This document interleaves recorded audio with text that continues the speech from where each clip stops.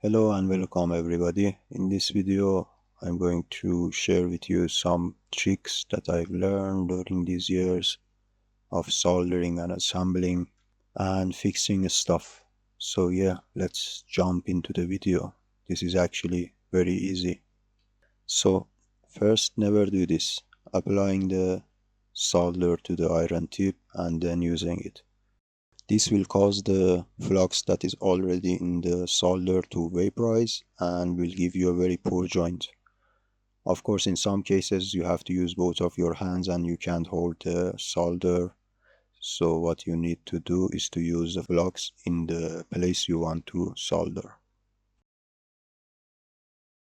So I have applied just a small amount of flux, and now if we do the same, let me just apply solder to the tip and wait a second for the flux to vaporize. Now if I apply it, it will give me a much better joint than before. Not perfect, but still much better than before. So yeah, flux is always helpful when you are soldering, but do not use it like this guy is applying it with a finger like it is skincare stuff. And no, you cannot use Vaseline as a flux, man, what the hell. Now let me show you how you can solder your joints identical to the factory solders, so no one can tell the difference. What you need to do is to hit the place for a couple of seconds, 1 or 2 seconds, and then apply the solder directly. After applying enough, not too little, not too much, heat it for 1 or 2 more seconds and remove the iron. Now let's solder the rest of this so you can see the outcome. Because this is the double-sided PCB, we need to apply a bit more solder to the place, but if your PCB is one-sided, you don't need to apply this much.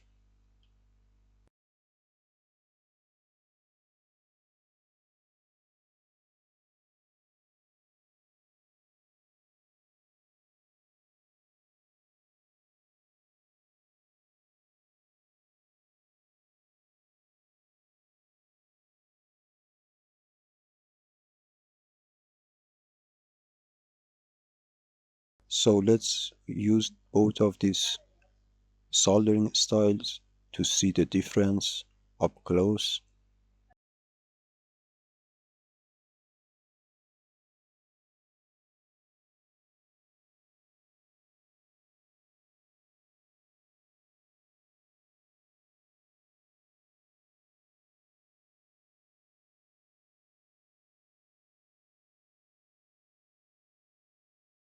So as you can see, applying the solder directly to the PCB or the place you are going to solder will give you much smoother joints. So let's bring this donor board. I'm going to show you how you can remove these small SMD parts. 3 leg, 2 leg, more leg, doesn't matter. We are going to remove it. Let's apply a bit of flux to the board and also some good amount of fresh solder so we can remove this easily.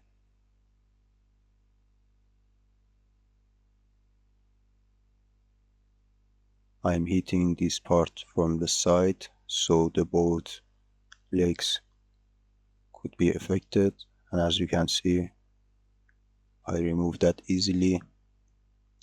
Next, let's remove this 3-leg transistor. So apply a bit of solder to each leg, and I'm going to heat it from above and the sides.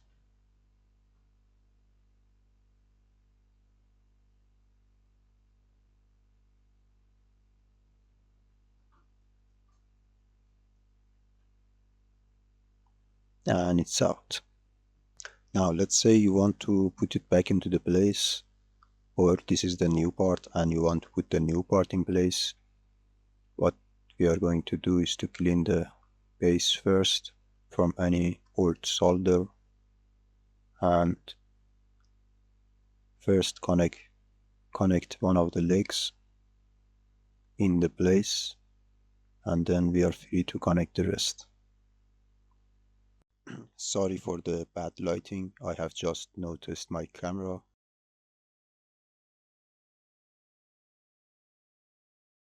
And new part is in the place perfectly. Now let's say you want to remove something more complex, like this one.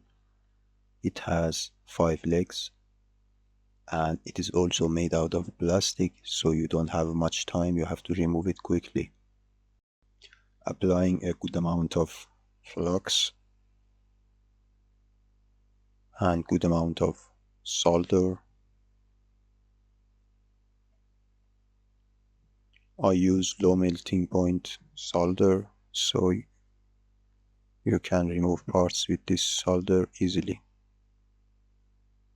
Since they are all soldered in the straight line, I'm just going to move my iron back and forth like this and pull the plastic thing out. So I have managed to pull this out in one piece without damaging it. Now let's say this big IC in the middle is broken and you want to change it. Now you cannot use a hot air because there is plastic in the PCB and you don't want to remove the plastics. Now you can be a noob and use a snipping tool to snip every pin, which is probably going to damage the PCB, or you can use this strategy.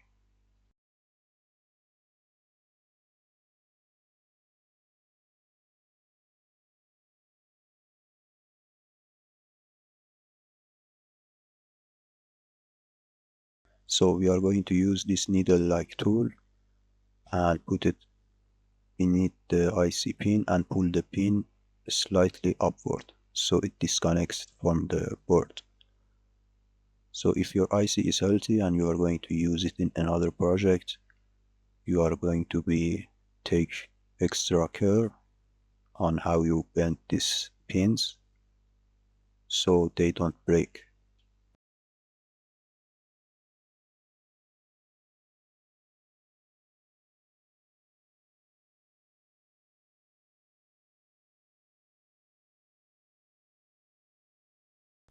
Now if you have noticed already, I am melting that plastic with the side tip of the iron, but it doesn't matter, this is a donor board. But you need to be careful if you are going to use the board later. So after removing the one side, the other side should be very easy to remove because it's not connected to anywhere.